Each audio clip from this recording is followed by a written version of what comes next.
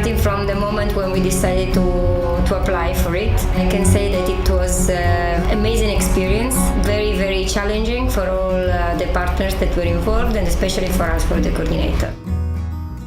The idea of the project was born from other projects in which one member of TDM International Network was part with, that was held in the Philippines and Indonesia. And there I was there as a representative, and I understood that there was the need for such kind of project. In Europe we have a concept of youth work, youth participation and NGOs that is totally different from Southeast Asia, especially from the two countries that we involved in the project. Our aim was exactly this one, to bring our experience of more than 20 years of youth programs in Southeast Asia in order to replicate some of the good actions that have been made here in Europe. The Euroasi program is a bridge that TDM International has given, transferring the best practices in youth mobility and development from Europe to Asia, and we're very fortunate to have been chosen as a recipient of the program so that our youth would be empowered into more productive and successful life for them in the future. TDM 2000 Malta was involved in all stages of the project nearly, from the very beginning, from the initial meeting, but also in the meetings where we had to host job shadowing, and I also went as a trainer to Bali. I was one of two trainers from TDM 2000 Malta that went to Bali. There was also Clive Monici, and we spoke about the topics of project management and of human resources. Asia is the future. Is actually where everything is running quite fast in this specific period of our life.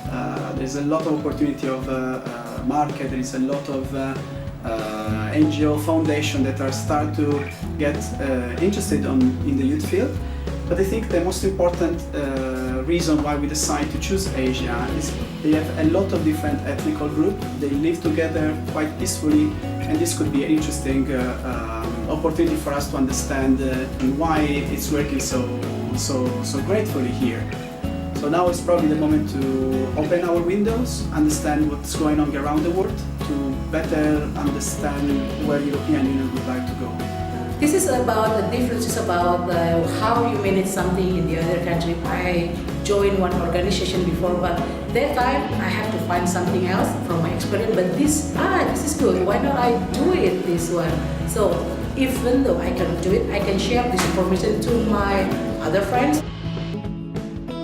It is amazing because I have met people who are different from me, and I have learned from them, and I have get to know them, and some of them became my friends. More of our youth, they don't have that access to higher education, for example college, because not all can afford college education, but this they could use in their daily lives, in their future, and just to help them build something within themselves that could make them, become successful in a way or two.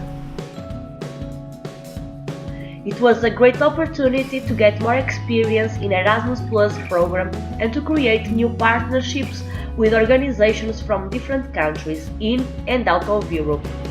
We received a job shadow and 4 volunteers from the Philippines and Indonesia that brought us new ways of work and different vision of the world. We are definitely better after this project, and from the feedback of the volunteers, we know we also changed their life. Long impact in our association, I will say it will be that people have more trust, and we have bigger support from our society and also municipality, because with this project we proved that we can do a lot of good things. Youngsters, when they were integrating with these volunteers, after they left, they were asking me, but when are they coming back, Is there any project how we can see them, how we can meet them? So I think the youngsters are for sure more aware about Erasmus Plus project, also aware about Euroasi, and they're all willing to go on some projects. They're always asking me when, Rudy, tell us where we're gonna go. I think that we succeeded totally to what we aimed. We now have established connections with the Parliament of Jakarta, for example, and with other organizations there. We have established contacts with different ministries in the Philippines, public institution, which was one of the goals that it's most difficult to achieve. And all of them showed a lot of interest for our project, and for sure we are going to create something more as a follow-up of the project together with these public institutions. About the future of Euroasi, I believe that there has been already a great impact, especially in the communities in Asia, but also in Europe, in the ones that had the occasion to get in touch with the youngsters that were job shadowers or EVS in our environment here, in our organizations.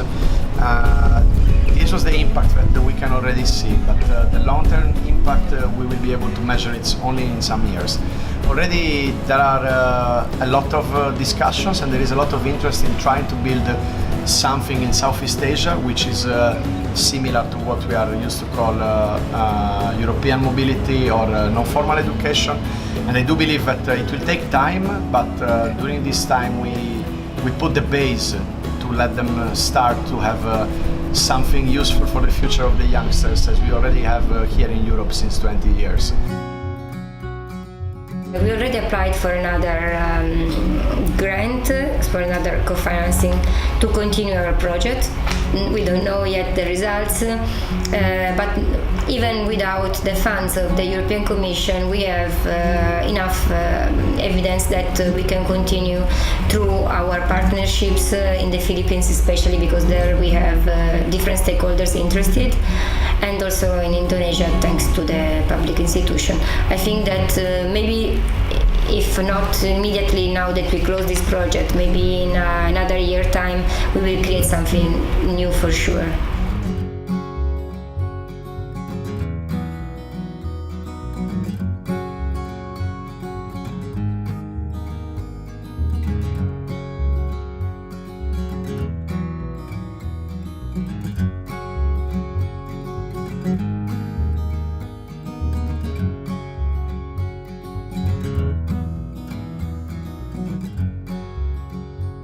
Thank you.